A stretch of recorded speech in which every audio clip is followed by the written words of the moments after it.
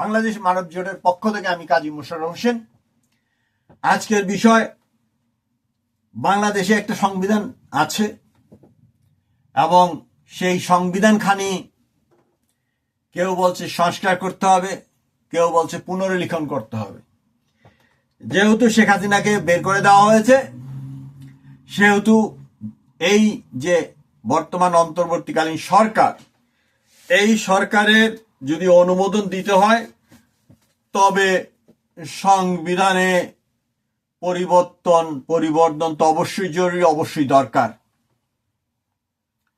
এখন প্রথম কথা হলো, সেই পরিবর্তন করুক আর পরিবর্তন করুক, এর দায়িত্ব পড়েছিল প্রথমে ডক্টর স্বাধীন মালিকের উপরে। এখন এটি একটু পরিবর্তিত হয়েছে। ডক্টর আলী রিয়াজ বাংলাদেশের আমেরিকান একটা স্টেট ইউনিভার্সিটির প্রফেসর তিনি। যাই হোক, বাংলাদেশের ঢাকা ইউনিভার্সিটির প্রফেসর ছিলেন।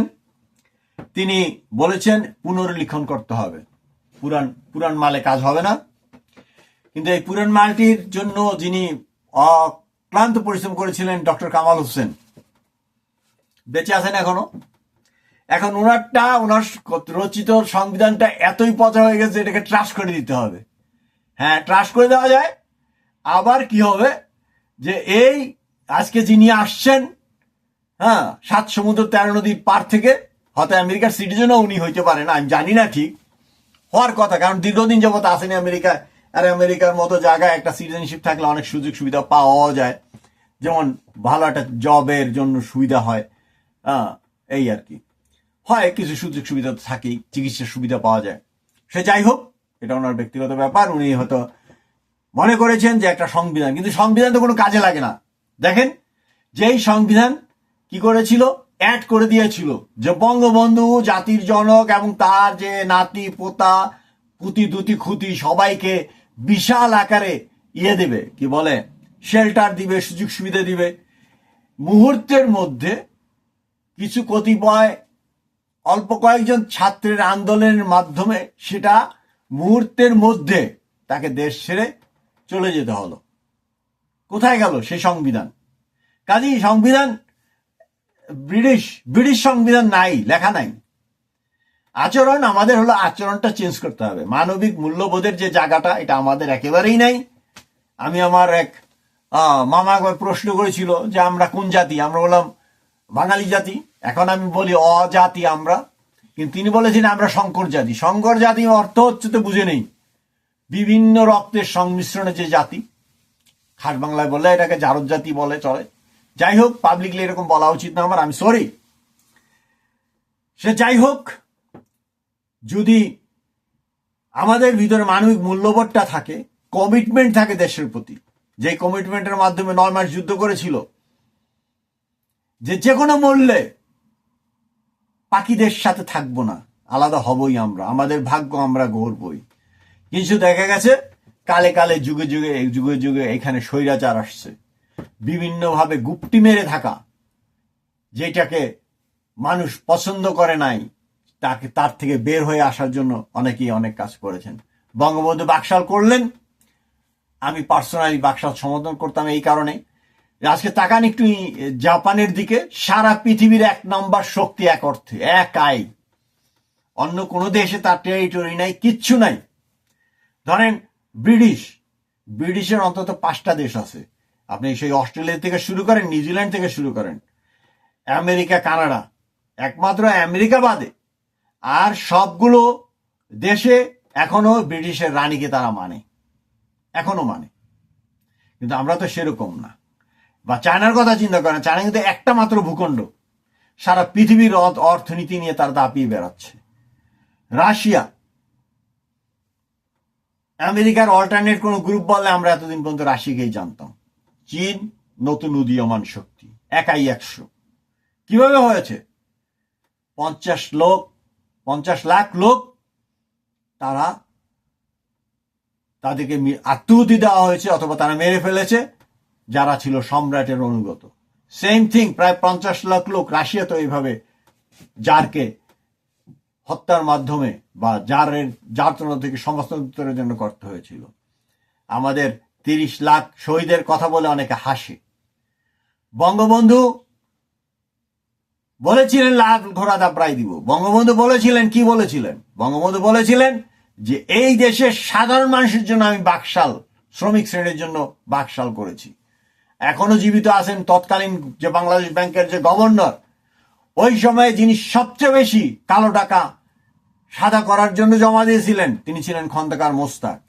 এই কথা তখনকার সময়ে যে পেটি বুর্জুয়া শ্রেণী, যার মধ্যে খন্দকার মোস্তাকও পড়েন, আবার পয়সা করে ফেলা তোফাজ্জল হোসেন মানিক মিয়া শ্রদ্ধা রেখেই বলছি, বা ব্যারিস্টার মইনুল হোসেন, তাদের প্রতি শ্রদ্ধা রেখেই বলছি, তারা কিন্তু, এবং আমাদের যে মুক্তিযুদ্ধকালীন সর্বাধিনায়ক যুদ্ধের সেনাবাহিনী প্রধান এমএজি ওসমানী, এরা 3 জন কিন্তু বের হয়ে আসছিলেন। তারপরেও বঙ্গবন্ধুর সাথে তাদের সম্পর্ক ছিল না এরকম না।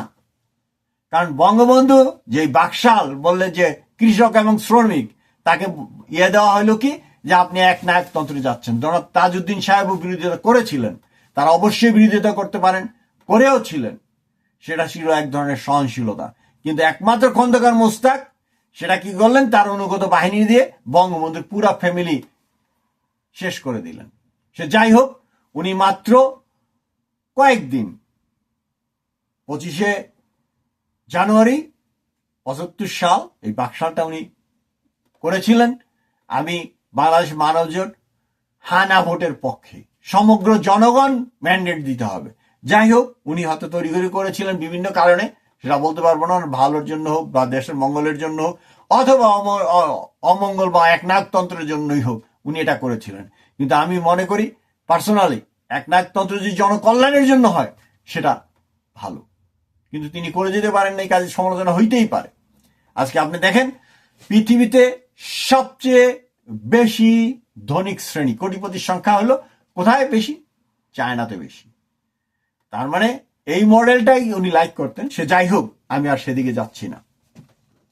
আমার কথা হলো যে সংস্কার করা হোক, আর এই সংবিধান এভাবেই রাখা হোক।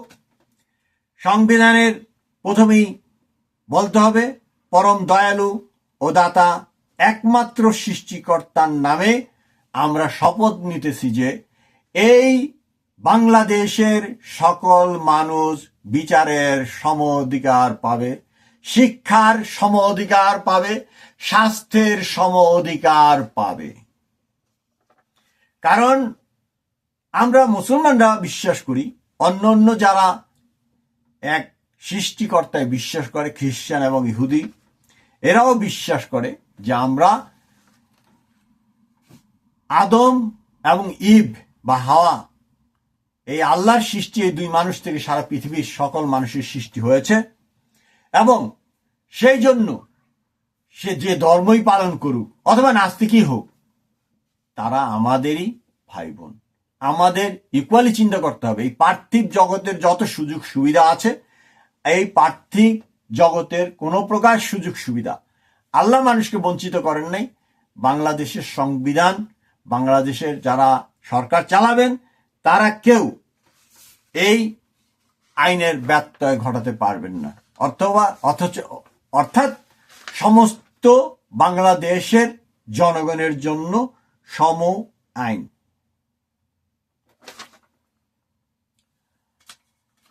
আমাদের দেশে যেভাবে রাজধানীটি আছে ঢাকা কেন্দ্রিক, বাংলাদেশ মানব জোট মনে করে অনুচ্ছেদ 5 সংবিধানের যে রাজধানীকে 6টি জায়গায় ভাগ করা হবে, নতুন শহর হবে, সেখানে ছোট ছোট ঘর করে হোক, যেভাবেই হোক।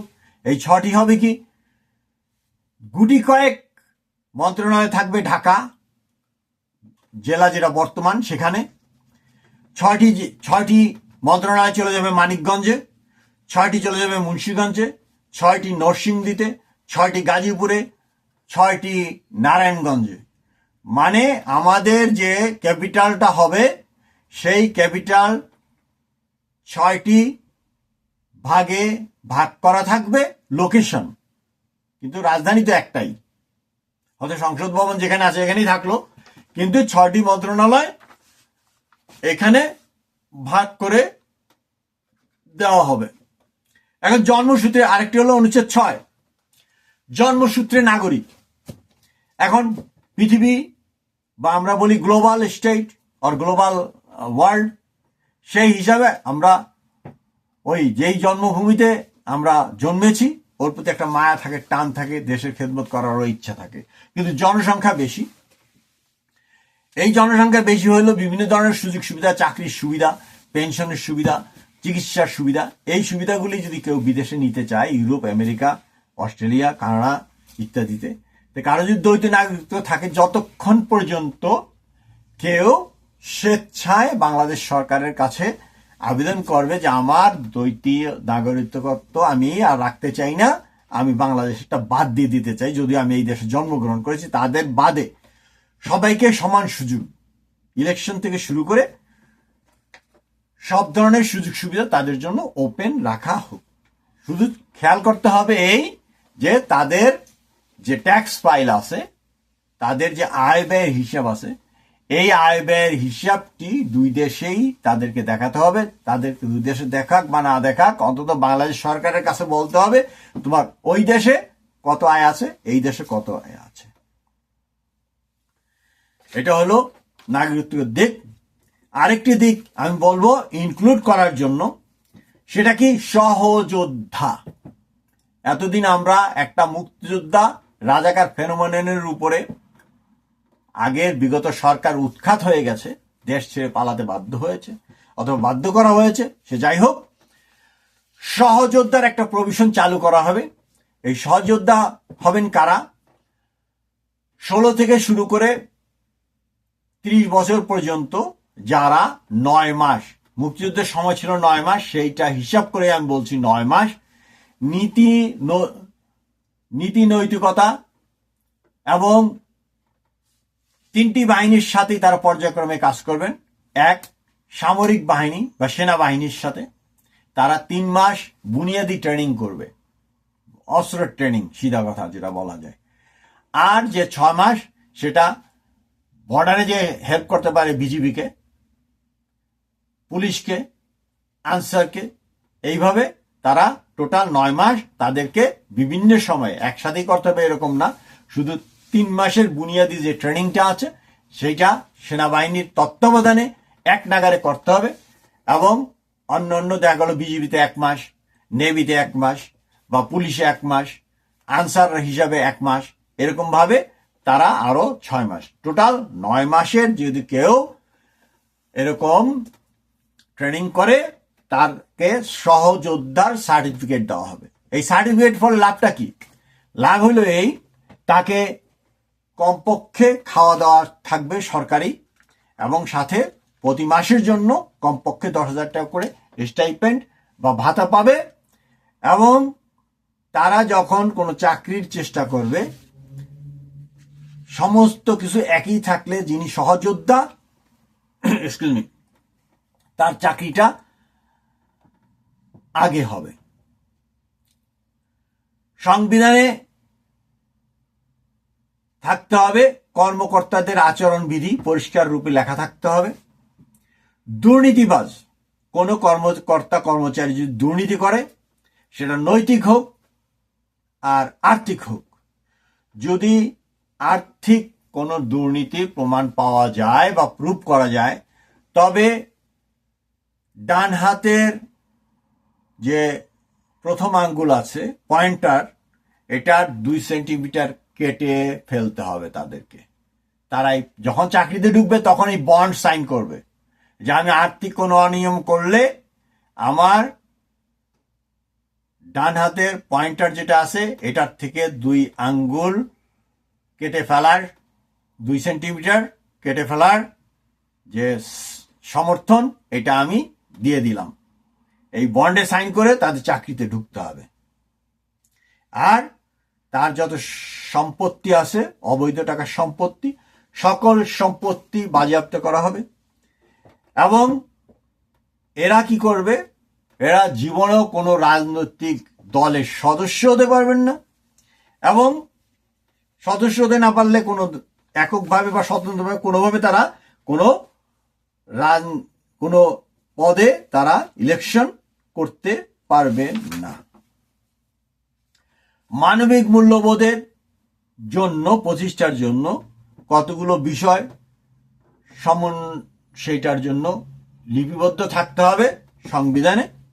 সংস্কার করেন, পাল্টায় ফেলেন আর যাই করেন, এটার মধ্যে যে প্রথমে একজনকে গালি দিবে, অ্যাবিউজ, সিধা কথা, 10,000 টাকা জরিমানা। দ্বিতীয়বার গালি দিলে 20,000 টাকা জরিমানা। তৃতীয়বার গালি দিলে 30,000 টাকা জরিমানা। এইভাবে এটা বাড়তে থাকবে। হাত দিয়ে আঘাত করলে, প্রথম আঘাত বা চপটাঘাত ইত্যাদি করলে 20,000 টাকা জরিমানা। দ্বিতীয়বার করলে 30,000 টাকা জরিমানা। তৃতীয়বার করলে 40,000 টাকা জরিমানা, ক্রমশ। Excuse me. লাঠি বা অন্য কিছু দিয়ে যদি আঘাত করে, প্রথমবারেই লাঠি দিয়ে আঘাত করলে বা কাঁচি দিয়ে আঘাত করলে বা অন্য কোনো অস্ত্র দিয়ে আঘাত করলে বা লোহার রড দিয়ে বা বাঁশ দিয়ে আঘাত করলে 30,000 টাকা জরিমানা। দ্বিতীয়বার আঘাত করলে 40,000 টাকা জমা, ক্রমশ। কোন মামলায়, এই যে একটা ট্রেডিশন চলছে ব্রিটিশ পিরিয়ডে, হুকুমের আসামি নাই। কে কোন অফেন্স করছে, এর যে আসামি তাকে ধরতে হবে আগে। তাকে ধরে ফাইন্ড আউট করে তার সাজা নিশ্চিত করার পরে দেখা যাবে যে এর পিছে কেউ হুকুম দিয়েছিল কি না।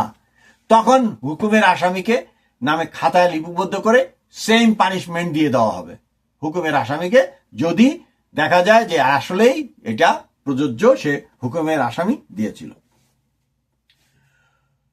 জিয়াউর রহমান সাহেব মারা গেছে 1921 সালের 31শে মার্চ অথবা 30, আই এম সরি যদি ভুলে যেয়ে থাকি।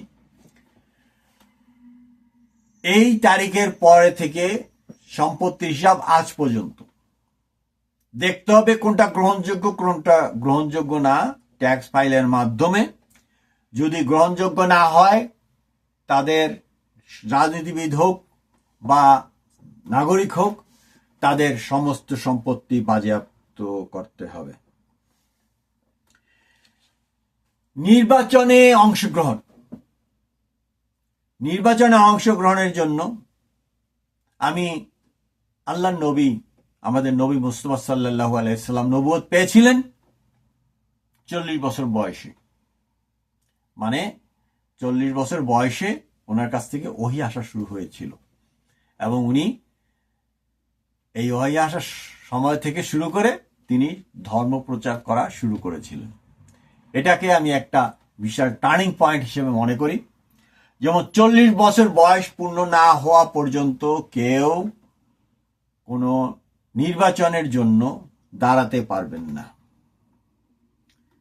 নাম্বার 1। নাম্বার 2, সরকারি চাকুরিতে যোগদানের সময়সীমা 40 বছর পর্যন্ত শিথিল করা হোক, কিছু কিছু ব্যতিক্রম বাদে। যেমন সেনাবাহিনী, পুলিশ, বিডিআর, বিজিবি, নৌবাহিনী, সেনাবাহিনী, এইদের ক্ষেত্রে শারীরিক অনেক বয়সের দরকার এবং প্রয়োজন আছে। সেই ক্ষেত্রে ওই সকল যে বাহিনীগুলো আছে তারা তাদের নিজস্ব নিয়ম অনুযায়ী বয়স ধার্য করা আছে, অথবা ওইটাই তারা পালন করবেন।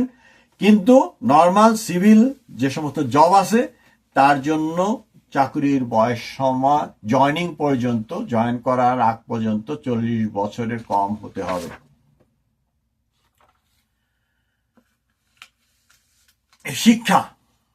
শিক্ষা একটি অধিকার। শিশু শ্রেণী থেকে ক্লাস 10ম শ্রেণী পর্যন্ত সবাইকে সকালের নাস্তা এবং দুপুরে একটি খাবার দিতে হবে, বাধ্যতামূলক। সরকারকে এটি করতে হবে। অনেকে অনেক জায়গায় ভ্রমণে গেছেন, ভ্রমণের দরকার নাই। খালি পশ্চিমবঙ্গেরটা দেখেন, পশ্চিমবঙ্গে তারা কিভাবে এটা করে, কারণ তাদের ওয়েদার, আবহাওয়া, কালচার, খাওয়া দাওয়া সবকিছু আমাদের সাথে এত বেশি মিল আছে যে সেখানে স্কুলে খাবার দেওয়া হয়, আমরা ওইটাই ফলো করতে পারি, বা ওর চেয়ে ভালো কিছু যদি হয়, যদি সম্ভব হয়, আমরা সেটাই করব। প্রতি গ্রাম বা ওয়ার্ডে যেই একটা করে স্কুল থাকতে হবে, সেটা হলো শিশু শ্রেণী থেকে 1ম শ্রেণী পূর্ব, 1ম শ্রেণী, 2য় শ্রেণী এবং 3য় শ্রেণী। এই 3টি ক্লাসে যারা পড়াবেন তারা সবাই মহিলা হবেন এবং তাদেরকে এই বাচ্চাদেরকে খাইয়ে দিতে হবে এবং রেস্টরুম করার প্রয়োজন হইলে এবং রেস্টরুম পরিষ্কার করা মানে শোচানো থেকে শুরু করে সবকিছুই তাদের করতে হবে। আমাদের যারা মুসলমান আছেন তাদের জন্য তো আরবি ভাষা খুবই একটা জরুরি দরকার। 1 2 দেখা গেল যে স্বল্প বেতনের যে চাকুরিগুলো করতে হয় সেজন্য মানুষ মিডল ইস্টে যায় এই দরিদ্র শ্রেণীর পরিবারগুলো থেকে। তারা যদি সেই ভাষাটা সব ছোটবেলাতেই একটু শিখে ফেলে যে ডান বাম, আমাকে খাবার দাও, আমাকে কাপড় দাও, পোশাক দাও, এই সমস্ত কথাগুলো যদি তারা শিখে ফেলে, তারা যদি 18 বছর হলে যদি এই সমস্ত দেশে যায়, অন্তত 5 বছর জব করলে তাদের একটা জীবনের একটা নিরাপত্তা বা একটা সচ্ছলতা চলে আসে।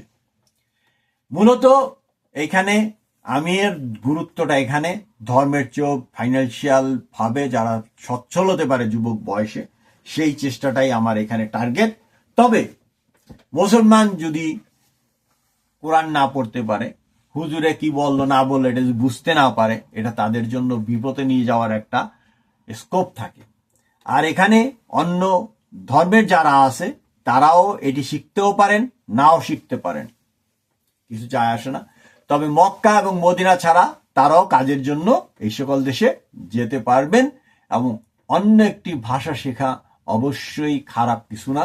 22টি দেশে পৃথিবীর কমপক্ষে এই আরবি ভাষা আছে। আমাদের ছেলে মেয়েদেরকে ক্লাস 3 পর্যন্ত যদি আমরা এই ভাষাটা বাংলার পাশাপাশি শিখাই, তাহলে কি হবে যে আমাদের এই শিশু শ্রেণীটা আরবি ডিকশনারি দেখতে পারবে, আরবি ছোট ছোট বই পড়তে পারবে এবং কোরআন শরীফও তারা পড়তে পারবে। নেক্সট হলো এরকম যে 4র্থ শ্রেণী থেকে 8ম শ্রেণী বা দ্বাদশ শ্রেণী পর্যন্ত একটি স্কুল ওপেন করা, যেখানে তারা ESL 6 মানে এখানে 6 গ্রেড বলা হয়, বাংলা এবং ইংরাজি ESL 6 এর যে স্ট্যান্ডার্ড আছে সেই স্ট্যান্ডার্ড পর্যন্ত তারা 8ম শ্রেণী পর্যন্ত পড়বে এটা। তারপরে যে 9ম 10ম একাদশ দ্বাদশ এই 4টি শ্রেণীতে বাংলা বই ছাড়া আর কোনো বই তারা পড়তে পারবে না। মানে বাংলায় বিজ্ঞান, ম্যাথমেটিক্স সবকিছু বাংলায়, হ্যাঁ, একমাত্র অঙ্ক বই এটা ইংলিশে থাকতে পারে। এবং এই যে ইংরেজি ভাষাটা তারা ক্লাস 4 থেকে শুরু করবে এবং ESL 6 পর্যন্ত লেভেল পর্যন্ত তারা এখান থেকে কমপ্লিট করবে এবং পড়াশোনার পদ্ধতিটা পুরাটাই হবে আমেরিকান। এখন যে এই যে 9ম থেকে দ্বাদশ শ্রেণী পর্যন্ত এইখানে আমরা দেখব যে এইখানের মধ্যে বাংলায় যে O লেভেল A লেভেল এই পাঠ্যক্রমটাকে পুরোপুরি বাংলায় ট্রান্সলেট করে এখানে পড়ানো হবে। আর যে আমাদের সমাজ বিজ্ঞান বা বাংলাদেশ ইতিহাস যেগুলো আছে এগুলো ম্যাক্সিমাম বই তো থাকবেই, বইয়ের পাশাপাশি সমস্ত কিছু ক্লাসের মধ্যে ভিডিওতে নিয়ে আসতে হবে এবং সেই ভিডিও দেখে দেখে দেখে দেখে সবকিছু তাদের শেখাতে হবে। আর একটা হলো এই যে আমাদের যে পার্শ্ববর্তী ভৌগোলিকের মধ্যে 175 মাইল আছে বার্মার সাথে আর পুরাটাই আছে আমাদের ইন্ডিয়ার সাথে। ইন্ডিয়ার কি কি প্রোডাকশন হয়, তার প্রোডাকশন কস্ট কত আছে, বাংলাদেশে প্রবেশ করতে গেলে তার কস্ট কত আসে, ওই মিশর থেকে আনলে কতটুকু খরচ পড়ে, চায়না থেকে আনলে কতটুকু খরচ পড়ে, টার্কি থেকে আনলে কতটুকু খরচ পড়ে, এইগুলার একটি হিসাব বা বিবরণ সুন্দর করে চার্ট আকারে দেওয়া থাকতে হবে। আমাদের প্রথমেই দেখা যায় যে আমাদের যে একটা শ্রেণী প্রথমেই ডেভেলপ করে যে ইন্ডিয়ান বিদ্বেষী হয়ে, ইন্ডিয়া আমাদের একটা বিশাল প্রতিবেশী। শুধু তাই না, প্রথম যে 4টি শক্তি আছে বা 5টি শক্তি আছে তার মধ্যে ইন্ডিয়া একটি। এগুলো আমরা কোনো ইমোশনালি এগুলো রিকগনাইজ করতে চাই না। তবে বর্তমানে যিনি ধর্ম উপদেষ্টা, ওনার কথা আমার একটা খুবই ভালো লাগছে। উনি একটা জায়গায় বলতেছিলেন এরকম যে আমাদের দেশটা কি, শ্যামপুর, আনন্দপুর, বাজিতপুর, নরসিংদী, নওগাঁ, নারায়ণগঞ্জ, শ্রীপুর, শ্রীনগর মানে যে দিকটায় আপনি আলোচনা করেন সব হিন্দু নাম, অর্থটা কি? তিনি বুঝাতে চাইছেন যে এই যে হিন্দু যে নামগুলাম এগুলো কোত্থেকে আসছে, এগুলো তো আল্লাহর রাস্তায় পড়ে নাই। তার মানে এই সমস্ত এলাকায় হিন্দুরাই ছিল, তা আমরা কি হয়েছি? আমরা কনভার্টেড হয়ে মুসলমান হয়েছি। আমরা হয়তো আলোর পথ পাইছি, তারা হয়তো পায় নাই। এখন তাদের সাথে কি আমরা খারাপ ব্যবহার করব? মামা বা মামা বাড়ির সাথে কি আপনি খারাপ ব্যবহার করেন? তারা এক অর্থে আমাদের সেরকম মাসি পিসি, আমাদেরকে তাদের সঙ্গে অবশ্যই ভালো ব্যবহার করতে হবে। এইটাই উনি হয়তো বোঝাতে চেষ্টা করেছেন যে ওরা উটকো ভাবে কোথা থেকে আসে নাই, বরং আমরা, আল্লাহ আমাদের কাছে আলোর পথ দেখিয়েছেন, আমরা মুসলমান হয়ে গেছি। সে যাই হোক, সেটা অন্য প্রসঙ্গ। আর একটা হলো, খাবার তো দিতেই হবে, এগুলো সংবিধানের মধ্যে লিখতে হবে, কারণ দেশের যে প্রথম আইন সেটাই হলো সংবিধানের মধ্যে থাকতে হবে। তো সংবিধানের মধ্যে আর একটা জিনিস থাকতে হবে, প্রাইভেট পড়ানো যাবে না। বইগুলো আপনি আমেরিকা থেকে নিয়ে যান, ট্রান্সলেট করেন, দেখেন প্রাইভেট পড়া লাগবে না। আমার এখানে 3টি বাচ্চা, তাদের কারো প্রাইভেট পড়াইতে হয় না। আমি অনেকবার জিজ্ঞেস করছি, কিছু কিছু বাঙালি ছেলে মেয়েরা তারা পড়ায়, এখানে স্কুল খুলে ফেলছে, কিন্তু আমি তারা বলছে না, তাদের পড়া লাগবে না। আমাদের বাংলাদেশের যে ছেলে পেলে আছে তারা অনেক অনেক স্মার্ট, কিন্তু আমাদের যে বুদ্ধিজীবী শ্রেণী আছে বা শিক্ষা নিয়ে যারা ডিল করেন তারা পিছিয়ে রেখেছেন। এই ক্ষেত্রে অবশ্যই আমেরিকার বইগুলো নিয়ে জাস্ট ট্রান্সলেট করে বাংলায় পাঠদান শুরু করেন, দেখবেন কোনো প্রকার টিচার আমাদের দেশে দরকার হবে না। আর যারা একটু পিছিয়ে পড়বে, ক্লাস 4 থেকে ব্যাকআপ টিচার, দেখা গেল ডিগ্রি পাস, এই দেশের মতন, এই দেশে সাবস্টিটিউট টিচার বলে, আমিও করি, মাঝে সাথে যাই ভলান্টিয়ার হিসাবে, সাবস্টিটিউট টিচার হিসাবে। সো এই পিছিয়ে পড়া যে শিক্ষার্থীরা আছে, এই শিক্ষার্থীদেরকে ব্যাকআপ টিচার হিসেবে থাকবে। তারা অফ ক্লাসের সময় বা যেই ছেলেটা বা যেই মেয়েটা একটু দুর্বল আছে, সেই ছেলেটাকে ব্যাকআপ করবে, পার্সোনালি বুঝিয়ে দেওয়ার জন্য টিচার, ব্যাকআপ টিচার থাকবে। কোনো আর প্রাইভেট পড়ানো চলবে না। সিলেবাসটা প্রথমে চেঞ্জ করতে হবে, কারণ সিলেবাসটার মধ্যে গলদ। এইখানে আমেরিকাতে একটি বই পড়ায় অন্তত ডিগ্রি লেভেল পর্যন্ত, ওই বইটা থেকে কোশ্চেন করে সরাসরি। তুমি কি মনে করো, তুমি কি চিন্তা করো, এই সমস্ত কথাবার্তা সেখানে নাই। সেই ট্যালেন্ট বাই করার জন্য আলাদা পদ্ধতি আছে, সেই পদ্ধতিটা ফলো করেন। ওই ট্যালেন্ট কোশ্চেন এটা দেওয়ার কোনো দরকার করে না। আর আমাদের যে বিজ্ঞানের অনেক গুলো কলেজ বেশি করে করতে হবে, বা প্রত্যেকটা আমার প্রোগ্রামেই আছে যে বাংলাদেশ মানবজ প্রতিটি উপজেলা, যেটা 10টি ইউনিয়ন আছে, এরকম প্রত্যেকটা উপজেলাতে করে একটা করে ইউনিভার্সিটি করতে হবে। এবং স্কুলগুলা থাকবে ইউনিভার্সিটির আন্ডারে, এই অর্থে যে স্কুলগুলার যে পরীক্ষা এইটা এই ইউনিভার্সিটিগুলো কন্ডাক্ট করবে, কোনো বোর্ড থাকবে না, বোর্ড উঠাই দেওয়া হবে। এবং প্রত্যেকটা ইউনিভার্সিটিতে অবশ্যই গবেষণা বিষয় থাকতে হবে। দেখা গেল শরীয়তপুরে একটা ইউনিভার্সিটি, সে পেঁয়াজ নিয়ে গবেষণা করতেছে, সারা বাংলাদেশের পেঁয়াজ ওই রিসার্চ করে, বা সারা বাংলাদেশের রসুন ওই রিসার্চ করে। দেখা গেল পাবনায় একটা ইউনিভার্সিটি আছে, ও শুধুমাত্র চলন বিলের একটা বা দুইটা প্রজাতির মাছ সম্বন্ধে গবেষণা করে। এই গবেষণার জিনিসটা তো আমাদের দেশে নাই। রাজশাহীর একটা ইউনিভার্সিটি, দেখা গেল ও একটা প্রজাতি বা দুইটা প্রজাতির আম নিয়ে গবেষণা করতেছে। সিলেটের একটা ইউনিভার্সিটি, সে দেখা গেলো হাওরের মাছের লাইফ স্টাইল নিয়ে এসে গবেষণা করতেছে। এরকম প্রত্যেকটা ইউনিভার্সিটিরই গবেষণার একটা বিষয় থাকতে হবে। আর বাংলাদেশে যতগুলো আপনার ডিপ্লোমা স্কুল আছে, ডিপ্লোমা কলেজ আছে, এর প্রত্যেকটাকে অবশ্যই গ্রাজুয়েট কলেজে পরিণত করতে হবে, আন্ডার গ্রাজুয়েট কলেজ মানে স্নাতক পর্যন্ত। এইখানে থেকে স্নাতক যাতে বের হতে পারে। আমরা অনেক অনেক ট্যালেন্ট প্লাবেনদেরকে পড়তে দিই না। ঢাকা ইউনিভার্সিটিতে 60টা সাবজেক্ট আছে যেগুলো কাজে লাগে, আর যেগুলো আছে ওই বিশেষ অফিসার। আমার এক শিক্ষক ছিলেন, তিনি শিক্ষক মানে তার কাছে আমি প্রাইভেট পড়তাম, ভদ্রলোক বিএসসি কমপ্লিট করে আপনার অ্যাডমিন ক্যাডার পেয়েছিল। আমাদের নাজিমুদ্দিন কলেজ মাদারীপুর থেকে তার পাস কোর্সে তার গ্রাজুয়েশন তিনি হয়েছিলেন। এখন এরকম তো ঢাকা ইউনিভার্সিটিতে অন্য অন্য হাজার হাজার সাবজেক্ট আছে। আচ্ছা, এখন যেগুলো বিজ্ঞান, ধরেন আপনার ফিজিক্সের যে সাবজেক্টগুলো আছে, অ্যাপ্লাইড ফিজিক্স সহ, আমাদের দেশে ওটা পাশ করে চাকরি পাওয়াও কঠিন, কারণ আমাদের দেশটা ওরকম ভাবে বিস্তৃত না। কিন্তু কেমিস্ট্রি, বায়োলজি, লাইফ সায়েন্সের যে জায়গাগুলো আছে, পুষ্টিবিজ্ঞান, এইগুলার থেকে যে প্রোডাক্টটা আসবে বের হয়ে, সেইগুলা দেশে এবং বিদেশে সব কিছুর জন্য উপযোগী। আমি অবজ্ঞা করতে চাই না, কিন্তু ইসলামের ইতিহাস বা ইতিহাস, এই পাতিহাস পড়ে আপনার ওই প্রাইমারি স্কুলের টিচার হওয়া ছাড়া তার কোনো, আপনি এটার অ্যাপ্লাইড যে ফল, এটা তো আপনি পাবেন না। সে যাই হোক,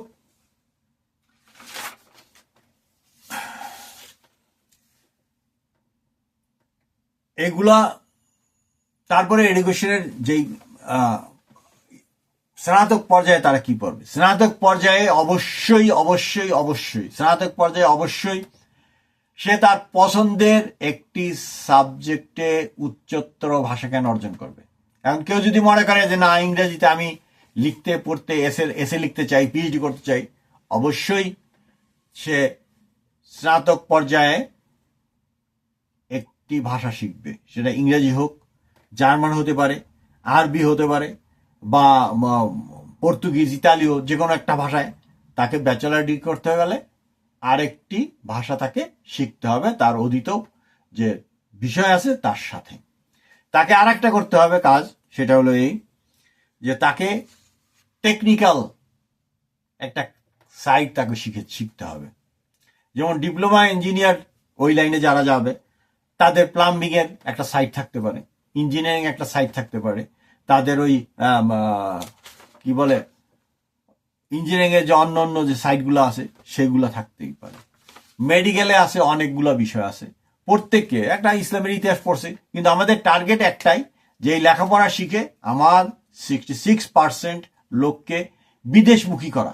আমার দেশে জব নাই, 1, 2, যে এই দেশটি যদি ভূপৃষ্ঠ বা সমুদ্র পৃষ্ঠের উচ্চতা যদি বেড়ে যায় 1 মিটার, বাংলাদেশের 2/3 ডুবে যাবে। তবে আমাদের অবশ্যই আশ্রয় খুঁজতে হবে, এবং সেই আশ্রয়ের জন্য হেলথ সাইডে আছে প্রচুর জব। এর যে কোনো ছোট ছোট কোর্স আমাদেরকে অবশ্যই, সার্টিফিকেশন কোর্সগুলো আমাদের স্নাতক ডিগ্রির সাথে সাথেও করতে হবে। দেখা গেল যে এরা বিভিন্ন যে সময় যে দুর্যোগ আসে, মহামারী আসে, সে সময় তারা কাজ করতে পারবে। যেমন ইনজেকশন পুশ করা একটা জিনিস, ফার্মেসির উপর একটা কোর্স করে নেওয়া 2 নাম্বার। 3 নাম্বার, আপনার ওই যে ব্লাড যে করা হয়, বের করে আনা হয় ব্লাড টেস্টের জন্য, এই একটা। তারপরে আছে আপনার বিভিন্ন ধরনের নার্সিং গুলাম আছে, নার্সিং এর যে কোর্স আছে সেগুলা অবশ্যই এই ব্যাচেলার ডিগ্রির সাথে সাথে যে কোনো একটা কোর্স তাকে অবশ্যই করতে হবে। বাংলাদেশে আন্দোলন চলছে আবার ডাক্তার সাহেবদেরও, ডাক্তাররা মানে এমবিবিএস, আমার কথা হইলো এমবিবিএসরাও ডাক্তার লেখে, আবার কি একটা ডিপ্লোমা কোর্স আছে সেটা করেও তারাও ডাক্তার লেখে, আবার হেমিওপ্যাথি পাশ করে সেটাতেও ডাক্তার লেখে। আমার কথা হলো যে ডক্টর ডিগ্রি না থাকলে, এবং যারা আমাদের ওখান থেকে লন্ডনের রয়্যাল কলেজে বেশি যায়, সেখান থেকে যারা এফআরসিএস বা আমাদের পিজি থেকে যারা পাশ করে, এদেরকে ডক্টরাল ডিগ্রির ইকুইভ্যালেন্সি দিতে হবে, এবং তারাই শুধুমাত্র ডক্টর কথাটা লিখতে পারবে, অন্য কেউ লিখতে পারবে না। যিনি এমবিবিএস পাশ করবেন তিনি লিখবেন চিকিৎসক সহকারী বা ডক্টর সহকারী। তিনি নিজে ডক্টর কথাটি লিখতে পারবেন না, আরেকটা হলো এই যে বর্তমানে আমরা যদি স্টেট পর্যায়ে যাই, বা বর্তমানে ডিভিশন আছে, যেই ডিভিশনের জন্ম ওই ডিভিশনেই তাকে লেখাপড়া করতে হবে, ডিভিশনের মেডিকেল কলেজগুলোতে, অথবা অন্য কোথাও হলে তার চাকরি ডিভিশন ওয়াইজ হতে হবে। এবং প্রত্যেকটা মেডিকেল কলেজ, চিকিৎসা বিদ্যালয়, মহাবিদ্যালয়, বিশ্ববিদ্যালয়, তারা প্রত্যেকেই আলাদা আলাদা করে নিয়োগ বিজ্ঞপ্তি জারি করবেন, নন ট্রান্সফারেবল। এক ডিভিশনের লোকের চিকিৎসকদের ক্ষেত্রে অন্য ডিভিশনে পোস্টিং হবে না। যে ডিভিশনের লোক তাকে ওই ডিভিশনেই চাকরি করতে হবে। এক নম্বর, যদি খালি থাকা সাপেক্ষে যদি অ্যাডভার্টাইজ করে ওই ডিভিশন, তবে ওই ডিভিশন বা স্টেট, তবে সে ওইখানে জব করতে পারবে। কিন্তু স্বাভাবিক অবস্থায় ওই এক ডিভিশন, ওই কক্সবাজারের লোক দিনাজপুরে পোস্টিং, এটি ডাক্তারের ক্ষেত্রে চলবে না, এগুলো বন্ধ করতে হবে। কারণ দেখা যায় যে অনেক সময় তারা অ্যাবসেন্ট থাকে বা অ্যাবসেন্ট থাকার চেষ্টা করে, এগুলা করা চলবে না। আমেরিকান স্ট্যান্ডার্ড অনুযায়ী মেডিকেল কলেজগুলোর শিক্ষাক্রম সাজাতে হবে। আর একটা হলো যে বাংলাদেশে প্রচুর এখন বেসরকারি হাসপাতাল গজিয়ে উঠছে, সরকারি হাসপাতালেও জায়গা নেই। এমবিবিএস কোর্স পাশ করা শর্ট বিসিএস এর মাধ্যমে এমন ভাবে তৈরি করতে হবে যে ওখান থেকে ম্যাজিস্ট্রেট যারা প্রতিনিয়ত এই বেসরকারি হাসপাতালগুলোকে অবজার্ভ করবে এবং জরিমানা করবে, এবং জরিমানার অঙ্ক হবে খুবই হাই। কারণ চিকিৎসা ক্ষেত্রে কোনো প্রকার দুর্নীতি, ক্রাইম সহ্য করা হবে না। আর আমাদের দেশে যেটা এমবিবিএস পাশ করে, পৃথিবীর বিভিন্ন দেশেই আমাদের লোকেরা যায়, এই এমবিবিএস পাশ করে গেলে তারা একটা বিপদে পড়ে যায়। কারণ যে 3 বছর বা 4 বছরের যে কোর্সগুলো আছে এমডির জন্য, এটা করা তাদের জন্য দূরও হয়ে যায়। এই জন্য আমি তাদেরকে রিকোয়েস্ট করব, তারা তাদের যে ট্রেনিং হয় 1 বছরের, এই ট্রেনিং ইন্টার্নটা তারা 2 বছরের করুক, কিন্তু তাদেরকে এই আন্দোলনটা করুক তারা, যে তারা এই 2 বছরের মধ্যে তারা বিএসসি নার্সিং এর একটা কোর্স যাতে তাদেরকে সরকার দেয়।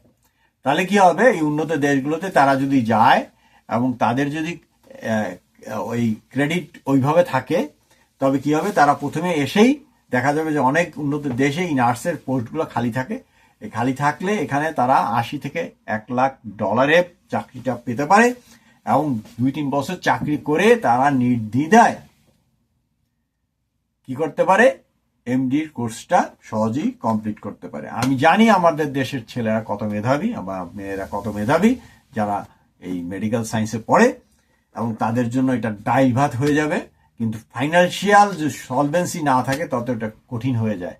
সেই জন্য তাদেরকে রিকোয়েস্ট থাকবে যে আপনারা যে 1 বছরের ইন্টার্ন করেন সেটাকে 2 বছর করেন, বরং আপনারা আপনাদের বিএমডিসি কে বলেন যে আমাদেরকে ওই সময়ে আমরা যে সেবাটা দিব এর বিনিময়ে বা আরো কিছু পড়তে হলে নার্সিং সাইডের সেটা পড়বো আমরা, আমাদেরকে বিএসসি নার্সিংও দিতে হবে। এমবিবিএস এর সাথে একটা নার্সিং সার্টিফিকেট না, রেজিস্টার্ড নার্সের সমতুল্য একটা সার্টিফিকেটও তারা নেবেন, যাতে উন্নত দেশগুলোতে গেলে তারা নার্সের চাকরি দিয়ে শুরু করে এমডিটা হতে পারেন।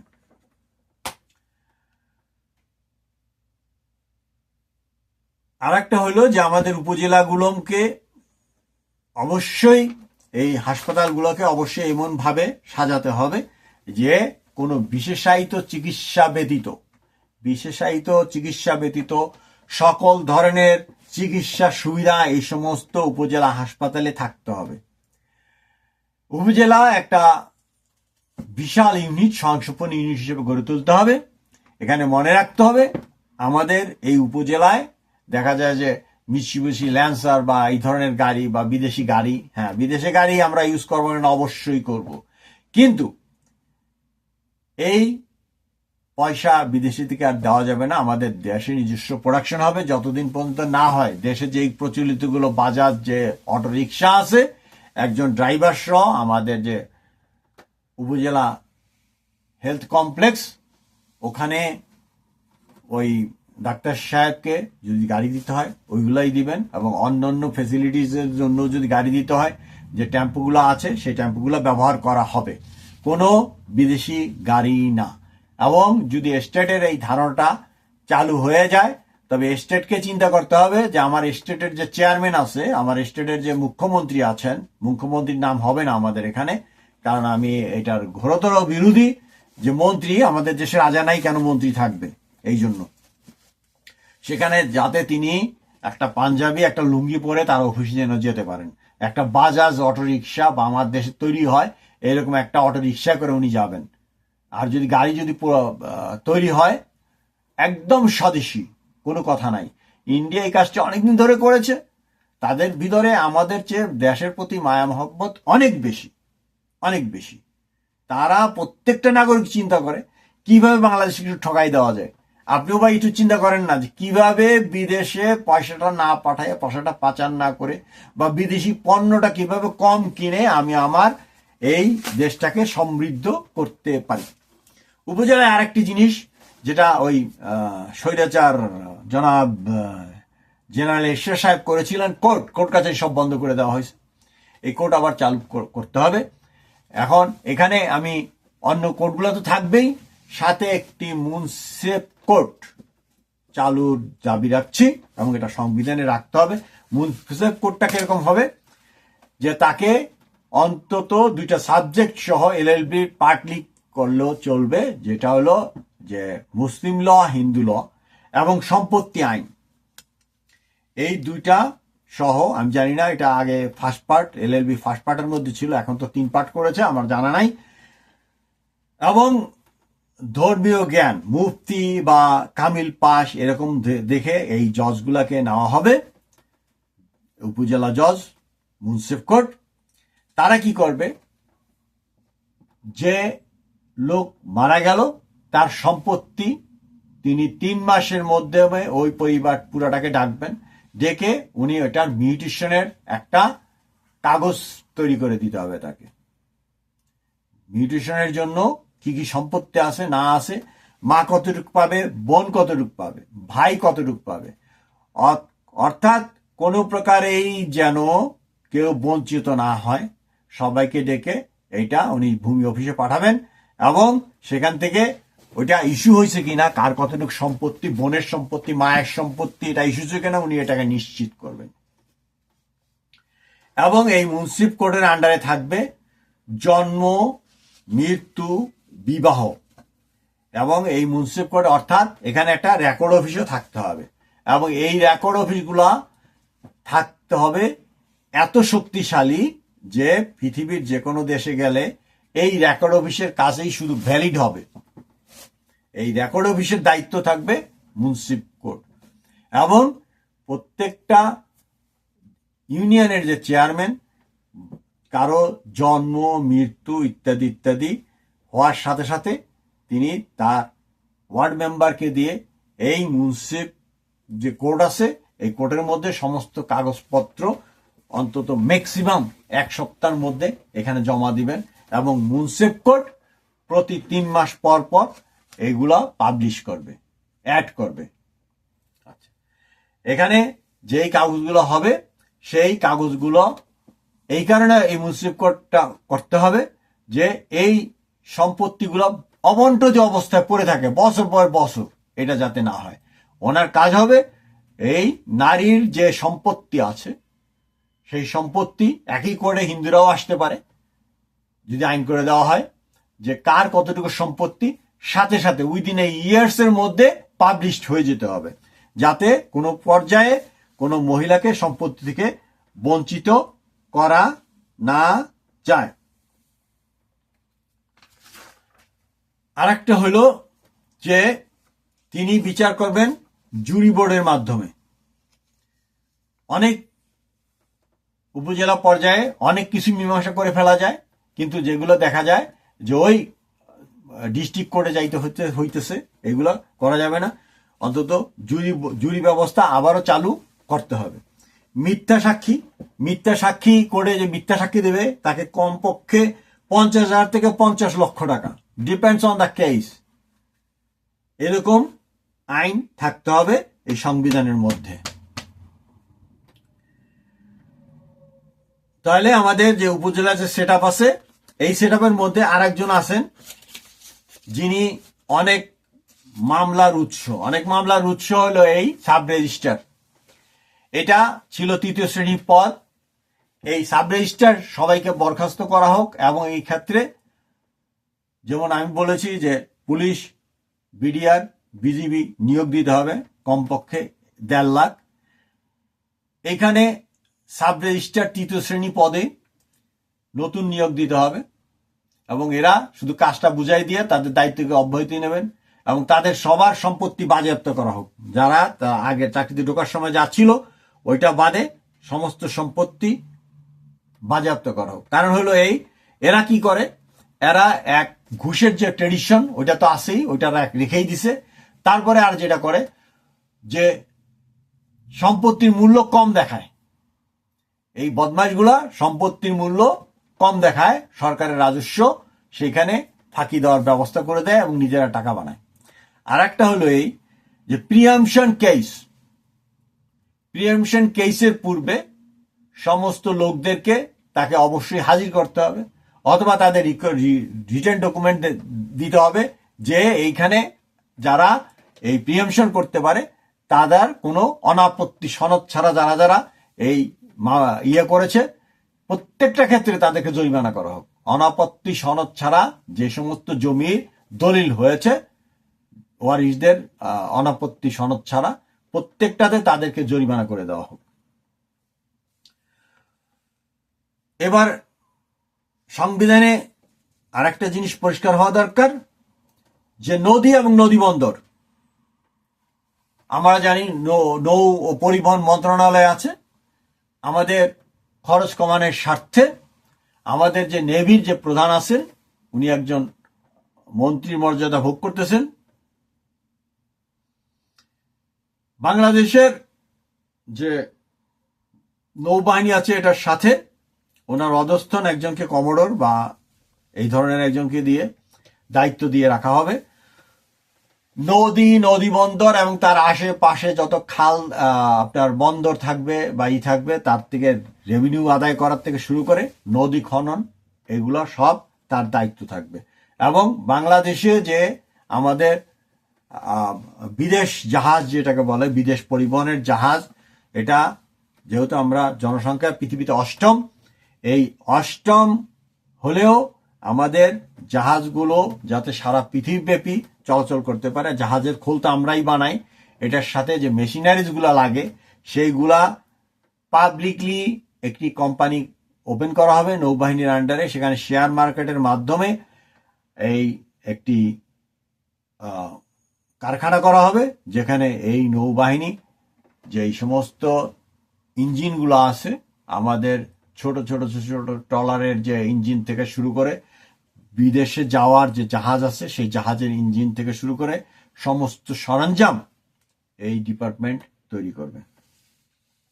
রেলপথ, আমাদের রেলপথ একইভাবে সমস্ত সম্পত্তি পরিবহন, রেল পরিবহন থেকে শুরু করে সমস্ত কিছু আমাদের যে সেনাবাহিনী আছে এটা সেনাবাহিনীর নিয়ন্ত্রণে থাকবে পুরোপুরি। কোনো ধরনের ক্রাইম মেনে নেওয়া হবে না, এটাই হলো শর্ত। চায়না যদি সরকারিভাবে এই সমস্ত কিছু চালাতে পারে তাহলে আমাদের সেনাবাহিনীও পারবে ইনশাল্লাহ। তাহলে এইখানে যত সম্পত্তি আছে রেলের সমস্ত সম্পত্তি চলে যাবে আমাদের সেনাবাহিনীর হাতে। একজন লেফটেন্যান্ট জেনারেল এর দায়িত্বে থাকবেন এবং এর যে কারখানাগুলো আছে সেই কারখানাগুলোকে আরো বেশি বড় করতে হবে। এই রেল কারখানায় রেলের ইঞ্জিন থেকে শুরু করে আমাদের যে 7 টন বা আরো বেশি টনের যে সমস্ত ট্রাক আছে বা বাস আছে এর শুধু চেসিসটা আমাদের বেসরকারি খাতেই তৈরি করতেছে। ইঞ্জিন এবং ইঞ্জিনের সমস্ত কিছু এই কোম্পানি, এখানে কোম্পানি করা হবে এবং শেয়ার মার্কেটে ছাড়া হবে। সেই শেয়ার এবং লেফটেন্যান্ট জেনারেলের অধীন এমনভাবে একটা কমিটি করা হবে যে কমিটি সেটাকে প্রফিট লসের মাধ্যমে পরিচালনা করবে। প্রফিট লসের মাধ্যমে বাংলাদেশ যত ধরনের যানবাহন আছে তারা এইগুলা তৈরি করবে। বেসরকারি খাত থাকবে, কিন্তু যেটা আমার সামরিক বাহিনীর দরকার, নৌবাহিনীর জন্য দরকার, এয়ারের জন্য দরকার, সমস্ত প্রোডাক্ট এখান থেকে হবে এবং মার্কেটেও যাবে। স্কুল বাস থেকে শুরু করে অন্য বাস থেকে শুরু করে সমস্ত কিছু এ টু জেড এইটা তৈরি করবে। বিমান বাহিনীর আন্ডারে চলে যাবে বিমান বাংলাদেশ এয়ারলাইন্স। এখান থেকে যারা আমাদের জিডি পাইলট আছে এই পাইলটরা যখন ম্যাচুরিটির দিকে চলে যাবে, অন্তত 10 বছর চাকরি করে ফেলছে, তাদেরকে ইনভলভ করা হবে আমাদের এয়ারলাইন্সে, বাংলাদেশ বিমান এয়ারলাইন্সে। তারা বিভিন্ন জায়গায় পার্টিকুলার আওয়ার্সগুলা তাদেরকে মনে রাখতে হবে। দেশের জন্য তারা যেরকম দিতে চাচ্ছেন কিছু, দেশও তাদেরকে ওরকম ভাবে রিটার্ন ব্যাক করবে ইনশাআল্লাহ। আমাদের যে আচার্য ডক্টর মোহাম্মদ ইউনূস আছেন, ওনার পক্ষে এটা আমি মনে করি সম্ভব। কমার্শিয়াল লাইসেন্সগুলো বের করে তারা বিভিন্ন দেশে বিভিন্ন বহরে তারা সার্ভিস করবেন, এইটাই থাকবে তাদের মেইন টার্গেট। ওই বাংলাদেশ বিমান এয়ারলাইন্সে গুতাগুতি করার জন্য না, কিন্তু এখান থেকে তারা একটা পৃথিবীর এয়ারলাইন্সে নিয়ম আছে কত ঘন্টা ফ্লাইট করতে হয়, সেই ফ্লাইং আওয়ারটা তারা এখান থেকে নিয়ে তারা বিদেশে চাকরির জন্য যাবেন। আর একটা হলো এই, যতগুলো বিমান বন্দর আছে কাজে এবং অকাজে, মানে দেখা গেল যে বিমানবন্দর আছে ওটা ব্যবহৃত হচ্ছে না, ব্রিটিশ কিন্তু জায়গাগুলো নিয়ে রাখছিল, ঠিক আছে। এখন এই জায়গাগুলোকে কিভাবে অর্থনৈতিক অঞ্চলে রূপান্তর করা যায়, থাকবে বিমান বাহিনীর, কিন্তু এইখানে বিমান এবং মোস্ট ইলেকট্রিক্যাল যে যন্ত্রপাতিগুলো আছে আমাদের বিভিন্ন পরিবহনের জন্য দরকার হয়, এয়ারক্রাফটের জন্য দরকার হয়, গাড়ির জন্য দরকার হয়, স্টিমারের জন্য দরকার হয়, জাহাজের জন্য দরকার হয়, সবগুলা তারা বানাবেন। এবং শর্ত একটাই, ওই একটা সাইডে একটা কোম্পানি থাকবে, সেই কোম্পানিতে একজন এয়ার কমোডর থাকবেন, তিনি এটার দায়িত্ব থাকবেন, এবং তার বিশাল অর্থনৈতিক যে কমিটি থাকবে সেটা এমনভাবে তৈরি হতে হবে যারা এই প্রফিট লসটা বুঝে। চাকরির জন্য চাকরি না, চ্যালেঞ্জিং। চায়না যদি পারে আমরা কেন পারবো না? আপনার তাইওয়ান যদি পারে, হ্যাঁ, তাইওয়ান বিভিন্ন ধরনের গাড়ির পার্টস সারা পৃথিবীতে সাপ্লাই দেয়, আমরাও পারবো ইনশাআল্লাহ। আরেকটা হলো এই যে বাংলাদেশের যে জমি বা ভূমি, এটা নিয়ে প্রচুর ক্যাচাল চলতেছে, প্রচুর চলে। আপনার প্রথমত হলো উত্তরাধিকার আইন। এই উত্তরাধিকার আইনের যে কাহিনীগুলো ছিল সেটা আমি বলেছি, যেটাকে কমিয়ে আনার জন্য সাব রেজিস্ট্রারদেরকে একটু সাহায্য করা দরকার, যে তারা এই প্রিএম্পশনের মামলা যাতে না হয় সেটা তারা ওইভাবে তাদেরকে করতে হবে। আরটা হলো যে জমি যদি কমে যায়, ধরা যাক একজনে সর্বোচ্চ একটি বাড়ি করার জন্য তার আধা কাঠা দরকার, কিন্তু তাকে রাস্তাঘাট ছাড়া যদি আধা কাঠার জমির কম যদি কারো হয়, তবে ওই সম্পত্তিটি সরকারি সম্পত্তি হিসেবে গণ্য হবে, এবং তার প্রতিবেশীর সম্পত্তি যদি আধা কাঠার বেশি হয়, তবে তিনি ওইটি খরিদ বাজার মূল্যের চেয়ে 25 ভাগ বেশি দাম দিয়ে সাব রেজিস্ট্রারি অফিস থেকে ক্রয় করতে পারবেন। সেরূপভাবে যেটি ধানি জমি বা ফসলি জমি যদি হয়, তারও একটা নির্ধারণ থাকতে হবে যে 10 কাঠা বা 5 কাঠার কম হইলে ওটি সরকারি সম্পত্তি বলে গণ্য হবে। তিনি যদি অন্য কেউ কিনতে চায়, সেই কেনার টাকাটা সরকারের কাছ থেকে পাবেন, সরকার ওই সম্পত্তি 25% বেশি মূল্যে অন্য কারো কাছে বিক্রি করে দেবেন, যার ওই 5 কাঠার উপরে বা 3 কাঠার উপরে মানে ফসলি জমি, ওইটা তিনি নিজের দখলে রাখতে পারবেন না। কারণ 3 কাঠার মধ্যে আপনি যাবেন কিভাবে, ফসল করবেন কিভাবে, এটা যাই হোক, এটা নির্ধারিত হবে যে ফসলি জমি হইলে কতটুকু ছোট হয়ে গেলে দেখা গেল যে ওই সামান্য 1%, আধা শতাংশ বা আরো কম শতাংশ পাওয়ার জন্য একটা মামলা ঠুকে দেয়। এগুলা যাতে না হয়। কেন এটা? এগুলা যাতে কোনো মামলায় যাওয়া যাবে না, মামলার আগেই কেচ্ছা খতম। তোমার জমি আছে কতটুকু, এতটুকু, সাব রেজিস্ট্রার কাছে জানায় দাও, সাব রেজিস্ট্রার নোটিফাই করবে পাবলিক রে যে তোমার এই জমির দাম আছে এত, কে নিতে চাও। কেউ যদি না নেয়, সরকার ওটা কিনে রেখে দিবে। ওকে। দল করার অধিকার, সংবিধানে আর একটা জিনিস থাকা হলো দল করার অধিকার। আমরা বিশ্বাস করি স্বাধীনতা এবং অধিকারে। একটি দল, এখন বিএনপি, জাতীয় পার্টি বা জামাত বা অন্যান্য দল, আওয়ামী লীগ, এরা কি করেছে? এরা বিভিন্নভাবে কোটি কোটি টাকা বানাইছে। জামাতে ইসলাম চাঁদা দেয় নিজেরা, তারপরে তারা অফিস করে বা করে। কিন্তু অন্যান্য যে দলগুলো আছে তারা কোটি কোটি টাকা বিপথে কামাই রোজগার করে, তাদের বড় বড় বাড়ি গাড়ি আছে। কিন্তু একজনের একটা মতবাদ প্রকাশ করতে গেলে তার অফিস আদালত সে তার নিজের বাড়ি থেকে শুরু করে। সেই হিসাবে ওই যিনি স্বতন্ত্র প্রার্থী হবেন এমপি ইলেকশনের জন্য তার ক্ষেত্রে ওই যে একটা প্রচলিত প্রথা 2 লাখ লোকের সাইন লাগবে, 1 লাখ লোকের সাইন লাগবে, কোনো সাইন লাগবে না। একজন একজন তাকে সমর্থন করবে, আরেকজন তার করবে, এইভাবে প্রস্তাব করবে, একজন সমর্থন করবে, সে ফি দিয়ে ইলেকশন করবে। তার একটা নির্ধারিত ফি থাকবে, কারণ সরকার তো গচ্ছা দিতে পারে না, তার ব্যালট ছাপাইতে হবে, অন্যান্য কাজ লাগবে, পুলিশের সহায়তা লাগবে। এই জন্য কি করবে, সে পার্টিকুলার রেজিস্ট্রেশন দিয়ে সে স্বতন্ত্র ইলেকশন করবে। আবার যদি দলীয়ভাবে করতে চায়, দলের কি কি অঙ্গীকার নামা আছে, একটা অঙ্গীকার নামা শুধু সাবমিট করবে এবং দলের রেজিস্ট্রেশন ফি দিয়ে রেজিস্ট্রেশন নেবে, এবং এইভাবে বেশি সংখ্যক লোক যাতে ইলেকশনে যেতে পারে সেই ব্যবস্থাটা করতে হবে। আর একটা হলো এই যে এমপি হোক আর মন্ত্রী হোক, কোনো পদেই 2 টার্মের বেশি থাকা যাবে না। এটা আর একটা হলো এই 2 টার্মের বেশি থাকা যাবে না। আর একটা হলো এরকম দেখা গেল যে একটা আইন আছে যে মন্ত্রী হতে গেলে বা প্রধানমন্ত্রী হতে গেলে এমপি হতে হয়। একজন এমপি আজীবন এমপি। আমাদের সংবিধান অনুযায়ী, বাংলাদেশ মানব জোটের সংবিধান অনুযায়ী একজন এমপি আজীবন এমপি। তবে কে?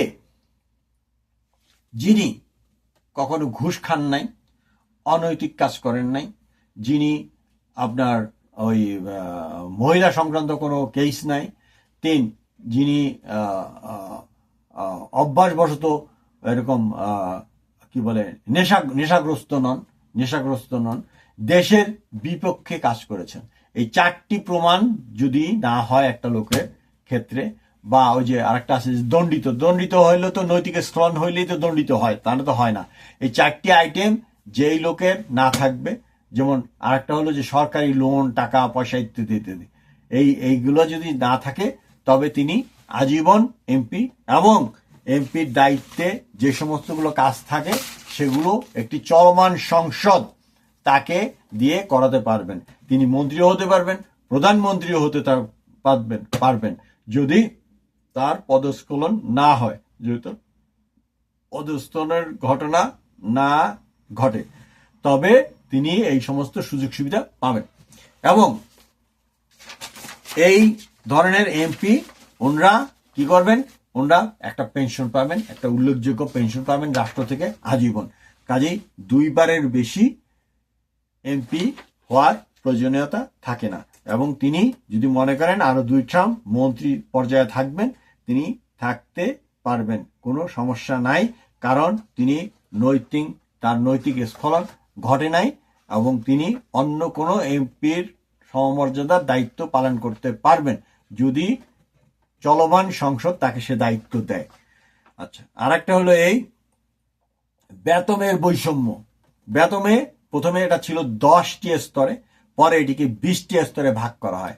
একজন সিপাহি, কনস্টেবল বা 4th ক্লাস এমপ্লয়ি যে বেতন পায়, সেই বেতন দিয়ে চলা দুষ্কর, এটি হইতে পারে না। এটা বাংলাদেশে আর চলতে দেওয়া হবে না। বেতন বৈষম্য হবে 4টি স্তরে: 1st class officer, 2nd class officer, 3rd class, 4th class, 5টি। আরেকটি থাকবে স্পেশাল ধাপ, সেটি হলো রাজনীতিবিদদের জন্য, একদম হাই লেভেলের যে সমস্ত কর্মকর্তা আছেন, একদম সুপার লেভেলের, তাদের জন্য ওই ধাপটি থাকবে। আর বাকি 4টি ধাপের মধ্যেই বেতন থাকবে। তবে পদের জন্য যারা পার্টিকুলার পোস্ট হোল্ড করার জন্য একটা পাবেন, ভাতা পাবেন।